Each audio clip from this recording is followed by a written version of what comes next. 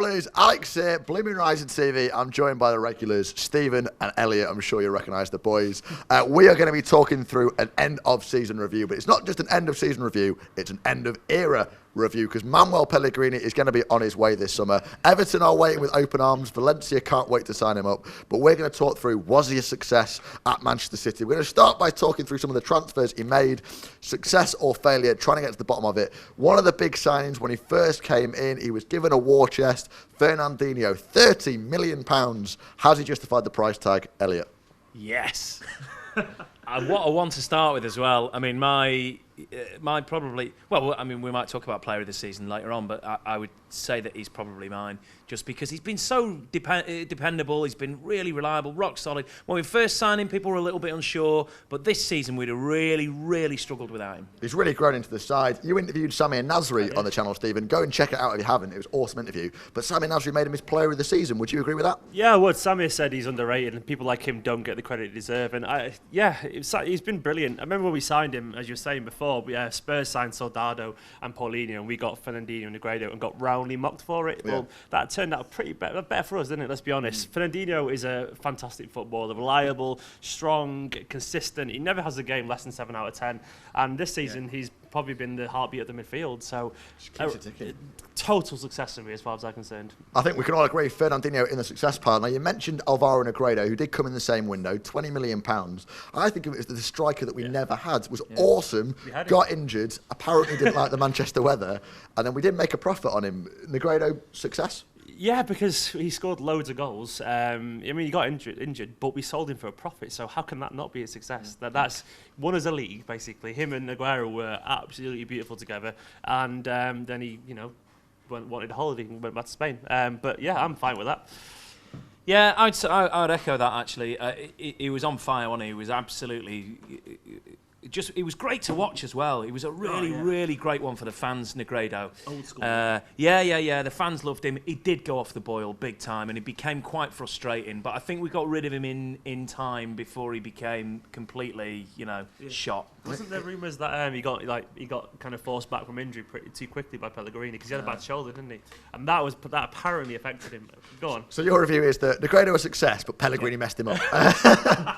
That's it. He bought him, so I'll let him have that. I think we can all agree on Negredo. I'm going to put him in the success pile. We made a profit. He did the goals when he was here. He did the goals. That's not a football term. He done a goal. Too many already. Yeah. But Jesus Navas is a more divisive figure. Probably, I think someone who people will remember Pellegrini for. I'm a fan of Navas. Am I pulling a face? I didn't even know I was. We'll come to Elliot in a minute. We'll save that response. But Navas, success or failure? £15 million. But that's it for me. Sorry, Mike. £15 million. I don't know. I thought he was good in his first season, and then it's slowly diminished since then. But as the team has, though, in my opinion, he's got a lot of assists. He doesn't score goals. Fair enough. But that season when he first signed him, it's not like a crazy success or anything like that. But I think he's been okay, and over the course of 3 seasons, he's done a job. He's always reliable. He tracks back, puts a great shift in, and makes us very solid on the right. And he's had a few good games this season. But I'm sensing there'll be some opposition from Elliot with this one. Elliot, he works hard. You never get any complaints out of him. Is that worth it? Okay's not good enough for a winger for Manchester City. Okay isn't good enough. James Milner was okay. It's not. He's quick. Navas is quick, and everybody says he's fast, and it's great, and he's fast, and he is. But I want to see a winger banging some goals in. You're right. He does have some assists, but he's weak on the ball for me. He loses possession too easily. I just think that position could be given up for a much better player. Don't ask me who.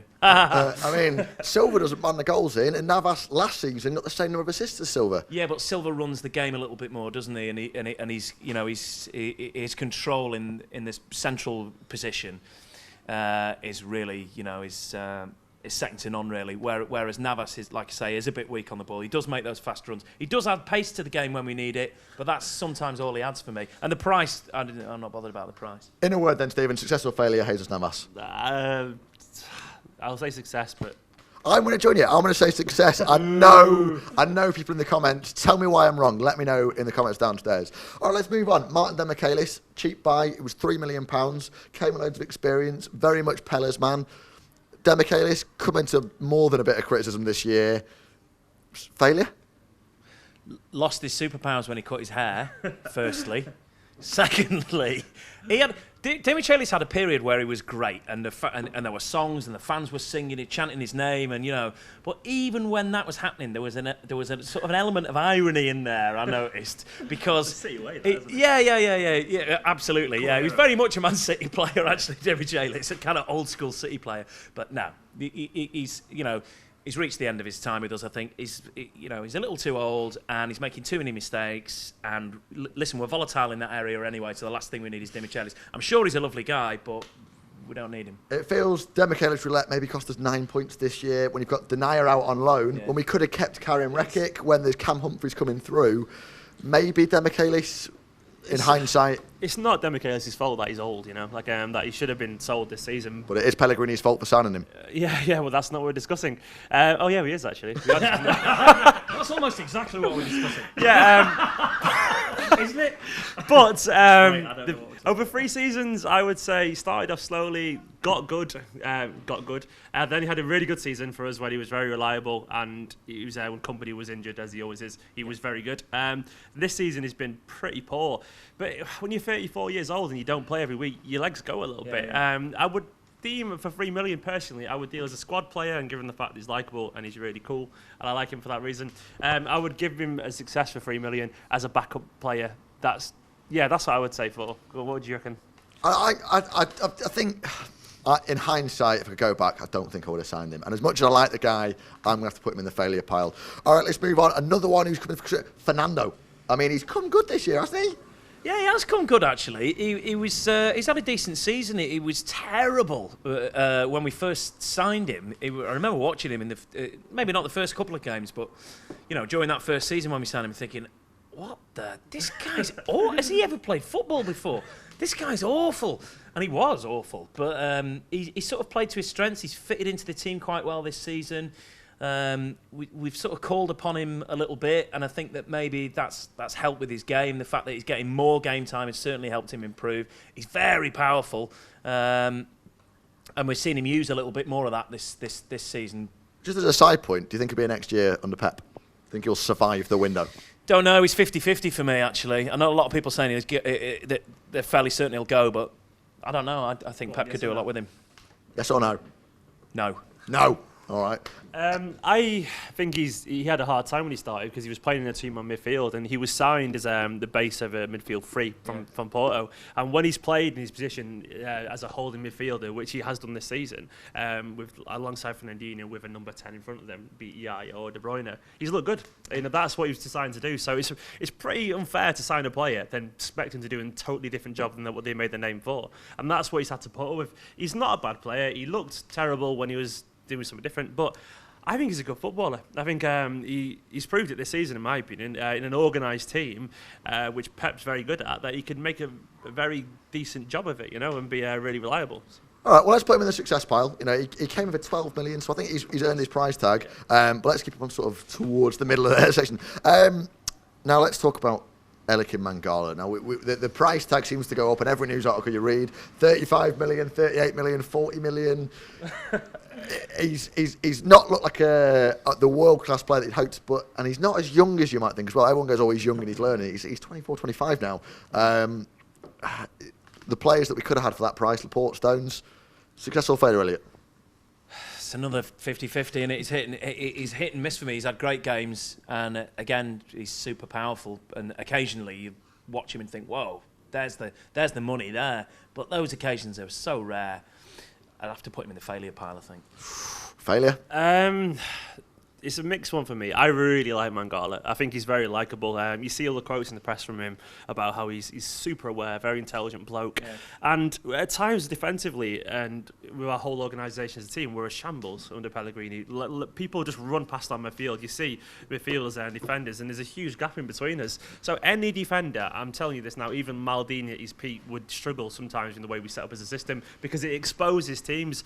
As one-on-one defenders, people like Boateng are better, in my opinion, than Mangala is. The difference is they're in a team that sets up to minimise the chance of them actually doing any defending. And Stones isn't a better natural defender than Mangala, in my opinion. He isn't. He's just I don't know. To me, I would give him another go in a team that has organisation, because he's shown when the team settled well. You think about his partnership with the first 5 games of company this season, and at certain times throughout the course of the season too, that he can be really reliable and very strong. So I wanted to see him get another go. I would actually say he's been a failure, though, given the price tag. I think you've nailed it there, Stephen, because, I mean, given the price tag, we've not seen enough yet. No. But if he gets given another go, he's got a chance to turn that around. So we're going to put him reluctantly in the failure pile, but with a chance to move across. Here's one I don't think we'll spend too much time on, Wilfred Bonney. I'm going to ask it for the formality. Elliot, success or failure? It's failure. It's just not happened. It's just not happened.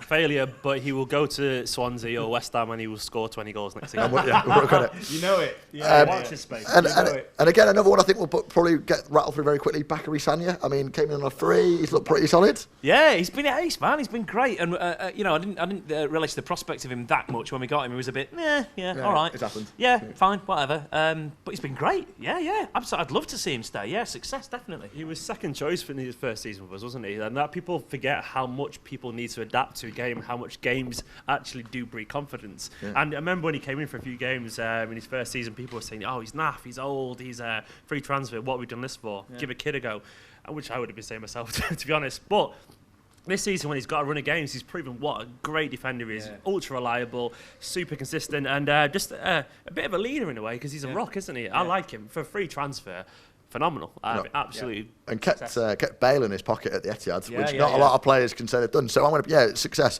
Here's what everyone might have forgotten about. Frankie Lamps. Again, came in. Became a Manchester City legend, according to Gabby Logan. Frank Lampard. Success or failure? That was like a weird dream, wasn't it? Frank Lampard coming. It was like it never happened. He sort of turned up and was a bit like, I couldn't bring myself to chant his name at first when he first turned up. It was a bit like, no, I'm not doing that. It was Frank Lampard at City, Fabregas at Chelsea. It was like all over the place. But he was great. He was amazing to watch, and also the fact that it was a great chance to rub Chelsea's noses in it in the biggest way possible. What is football about if that's not? But he was brilliant. There was a couple of games where I was thinking, this guy's on fire, and you could see he loved it. You could see he really loved it, and it was completely unexpected. So I would say, without doubt, success. Yeah, I've got to echo that, really. What a footballer. He showed in a few games what we'd missed at times, that ability of someone to actually get into the box, because that's what you see often in Man City. You watch us, and no one ever attacks the near post. No one's ever in the 6-yard area. And it's just Aguero stood behind 4 defenders on his own.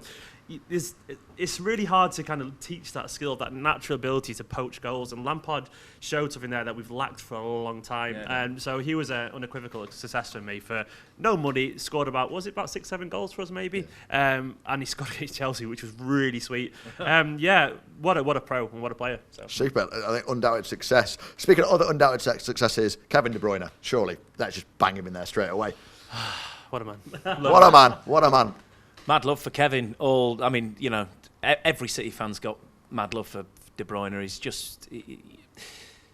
Look, we had to play a lot this season without him because of his injury, and you can tell a Kevin De Bruyne game from a non-Kevin De Bruyne game with the team that we've got. He's been so important to us. I dread to think if his injury had gone on for longer, where we might have finished. We might not have finished in the top 4, I don't think.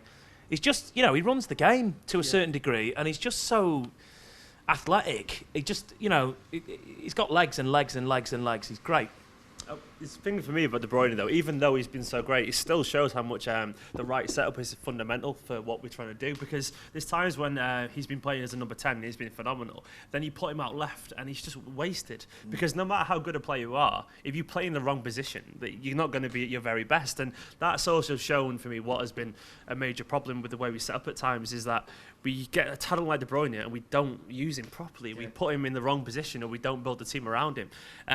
For me, De Bruyne, he's showing the signs of that Yaya did a couple of years ago, where he'd drag you out of a tricky situation. He'd be the guy who scores the goal when there's only 15 minutes left of a quarter-final in the Champions League. phenomenal player, but we have to make sure we build the team correctly with people in the right positions. Let's talk about players who've got big reputation on the continent. Stefan Jovetic came in. He was one of those players that everyone had sort of heard of but didn't quite know what he does. Is he an attacking midfielder? Is he a number 9? £22 million was the price tag. Never really lived up to it. Never got the game time. Success or failure, Elliot? Failure, I think. The game time that he did get, he looked a bit... my overriding memory of Jovetic is him just looking confused. And there was a lot of standing very near the goal, looking very confused. And he did show very little glimmers of brilliance, but they were too little, and it was very disjointed. I don't think he fitted into the team very well, and I don't think he got enough game time, so it'd be a failure, really. I think I've got to agree with that, Stephen. Yeah, I actually think he was a very good player. I just didn't fit. Once again, a square peg in a round hole. He wanted that number 10 role, but then when you've got David Silva or Yaya or people like that pushing into position, it was hard, and there was loads of injuries. But he was always trying to make things happen. There was glimpses of his ability and his talent, and I watched him. I remember watching him in Serie A. I'm thinking he's a really good player and being quite excited when we signed him. In fact, I was really excited. Thought he could be this world star like Aguero was. One who's got loads of talent but goes up a level. Yeah. But it didn't quite happen, and for that reason alone, he was a failure. So.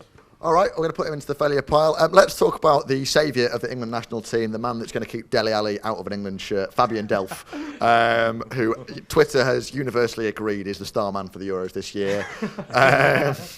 Fabian Delph, £8 million. I thought he's done all right this year, but he has only started 8 times. Stephen? I'm going to be controversial. I'm not really a massive Delph fan. Oh, I know that's, I don't know. It's difficult, though, because I don't want to be a hypocrite, because he hasn't had games, and games do bring confidence. He has to have a run of them. I don't think he's done anything wrong as such, but I've not really seen loads personally to suggest that he's going to be this man that, as Elliot said earlier, is okay good enough. And I think he's okay, and that's it. And I don't personally think that he's been a success yet because he's been injured and played a couple of games and done little, and that's my opinion. But I want to disagree with you, Stephen, but you have made a good point. Can we justify a player who's only played 8 starts as a success? I'm undecided on Delph still. He's one of those. I don't think I've seen him enough. And I don't, and he's been all right when I've seen him. Same as you, he's been all right when I've seen him. So I'm undecided, but I don't think he'll go. I definitely think he'll stay. But here's a question: would we have signed him if he wasn't English? I don't think we would have signed him if it wasn't English because he wouldn't have been as marketable. But I still think that people say, "Oh, you only signed him because he's English." Then that's the only factor. He had bossed it as the captain of Villa and was one of the between him and Benteke, kept Villa up last year. Elliot, you said bossing it when you're 17. Is that really that impressive? I think you've made your point there. We're going to have to put him into the failure pile. I like him though. I think he's a fan favourite, and I think people in the comments, I'm looking for the reasons. Come and tell me why he's a success. Yeah. That'll be an interesting one, that, for the comments. And I think next year he will grow, and I think he does the same job as Fernando. I think he has to be used in the right position. So let's put him in. Talk about players who some people say were only signed because they were English. Raheem Sterling, £49 million price tag, could go up to 55. Now, look, Twitter has slated Sterling. A friend of mine who's a Liverpool fan said recently that he had an awful season. He was our top scorer in the Champions League up until Christmas. I thought was rocking it, just went straight into a City shirt, played with all the excitement and swagger. He's only a year older than Kelechi. Everyone puts all this expectation on him, but hasn't really done the business since he came back from his injury. And it's a lot of money. Does that make him a failure, Stephen? It's a tough one because I think he's had a difficult season, but I think he'll be a huge success. I think he's a phenomenal footballer, but it's weird because he started with loads of confidence, loads of energy, but it's always been like he's been told to not dribble or wait for the overlapping fullback, whereas at Liverpool, he was dribbling, he was running at people, scoring with pace and skill, and I don't know, I think Pep will unlock that ability again, but I really don't want to say he's been a failure because I think he will be a success, but for the money, I guess, no, I'm going to say he's going to be a success. I'm having that one because I'm not saying he's a failure, because I think it's hard to judge someone who is so young. The price tag isn't his fault, but I think he'll be great for City. As someone who will stay next year, I think he's made a good solid start, wouldn't you say, Elliot? Yeah, I'd love to see him playing under Pep. I'd love to see what Pep can do with him. It'd be a crying shame if we got rid of him beforehand. So I don't see him going. As far as whether he's been a success or failure, look, we were hearing about Raheem Sterling when he played for Liverpool, that when he was having an off-season for Liverpool towards the end, and we were hearing the same thing over and over again. What it was is, he's young, he'll improve. He's got it in him, he'll improve. He's come to us, I've not seen that. I haven't seen him improve. I just haven't. I haven't seen that improvement. I haven't seen that improvement to the level that we were sold him, to the level that he was sold at. I thought, right, okay, this guy is on the cusp of improvement. He wasn't. He just wasn't. He's marginally better than he was when he played at Liverpool, I think, for us. But I wouldn't relegate him to the dump pile, because I really think Pep could work wonders with him. I think you're right. In there's an amazing footballer in there. Failure based on everything this season, or success? Failure for me, yeah. Hang on, when did you start asking the questions? I'm not on this. It's a mutiny on BlueMoonRisingTV. Okay, I'm going to put him in the success pile, but I want to know what you think, because I think you both made some good points there. Nicholas Otamendi, penultimate player to talk about. Massive price tag. Probably slightly preferred of Mangala, I'd say, over the season. Pellegrini seemed to have accompanied Otamendi as the starters. Best beard in the league? Yeah, definitely. What a beard. I will say he was a success, a mild success, but I don't think he's been that great at times. I think he's got a lot of raw edges. He doesn't realise he doesn't have to jump in all the time in this league, because he'll get done by the pace of the game. But I think he'll be here next season, the Pep, and I think he'll prove his worth. The fact that we're talking about signing Laporte and Stones and every other decent centre-half in Europe, does that sort of imply that maybe Pep Guardiola doesn't think he's been a success at Manchester City? Yeah, maybe. Yeah, maybe. I mean, I think I quite like Otamendi. He's as good as he is bad in some respects. He makes as many mistakes as he does save us. When he has a good game, he's absolutely terrific. He has got a great beard. He has got great hair. You do need a hipster in your football team. Every team has one. And where would we be hipster-wise without him? Think about that. Exactly. He'd be the front man of the Manchester City indie band. He's kind of as a fan favourite. I've not seen anybody with as many sort of fan accounts on Twitter as well. But I'm gonna. If it was me, I hate to say it because I'm a big fan of the guy. I think actually, for what we paid and what we were promised, I think he's more towards the failure pile. But I'm going to put him in the success pile because I know you've both sort of been positive. Let's talk about the last player, Patrick Roberts. Came in with a big price tag. Doing really well at Fulham, looked really promising. Got out to Celtic, banging him in, scoring. Every day you wake up and see that he's scored a goal for Celtic. Not got into the England under-21 side. Obviously didn't really play for City. Didn't really get the chances we were hoping for. Success or failure, Stephen? Success. We can't really judge that yet we can't judge a young player until it's happened.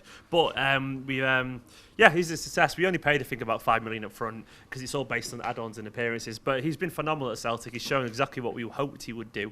And I think we'll see more of him in a couple of years' time when he's reached kind of maturity in terms of football and ability. But yeah, I think he's been a success. If he'd gone to Celtic on loan and looked naff, then we were like, all right, fair enough. But he hasn't. He's looked great. So fair enough, I'm happy with that. Brendan Rodgers was manager at Liverpool when they brought through Raheem Sterling, and he's been appointed at Celtic.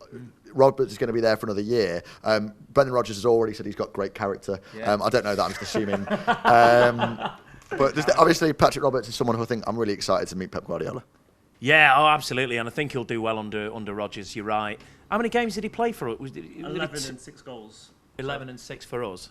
No, for us. How many for us? Game. No, 2 games, I think. Yeah, he played 2 League Cup games. But obviously, 11 games, 6 goals from the wing. Admittedly playing for Celtic in Scottish football. Next year, probably get a little glimpse of Champions League football playing for Celtic. And obviously, Rangers are going to be up there. Scottish football is going to be quite a big deal next year. Yeah. I mean, in Scotland, everywhere else it'd be irrelevant. But exactly. I didn't even know they had football in Scotland. Yeah, it's sort of like rugby and netball combined.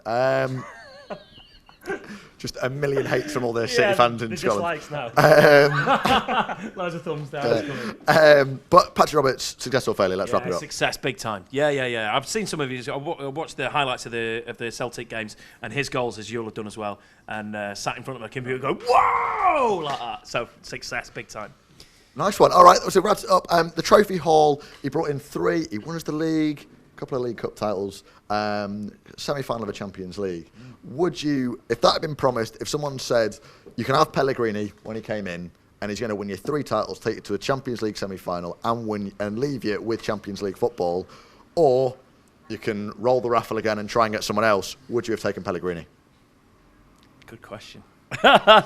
Really good question. It's going to be a good answer. I'd have taken Pellegrini. Yeah, I'd have taken him.